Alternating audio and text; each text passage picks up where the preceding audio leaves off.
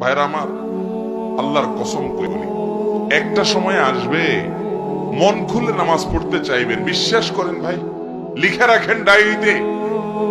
আপনাকে যদি আল্লাহ হায়াতে বাঁচিয়ে রাখেন, যুবক ভাইয়েরা, তরুণ ভাইয়েরা, একটা বয়স আসবে মনে চাইবে একটু রবকে মন খুলে সেজদা দেই, একটু লম্বা করে রুকু করি।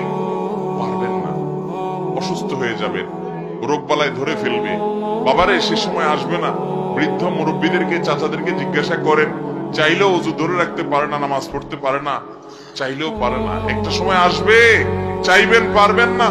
নামাজটাকে সুন্দর করেন, সময় মতো পড়েন, অনেক রাকাত নামাজ পড়বেন, নফল নামাজ পড়বেন। এটার চাইতে উত্তম হলো ফরজটা পড়লেন, মূল সুন্নত গুলাই পড়লেন, কিন্তু ধীরস্থিরতার সাথে পড়লেন। 10 রাকাত তাড়াহুড়ো করে পড়ার চাইতে 2 রাকাত আস্তে আস্তে পড়া অনেক বেশি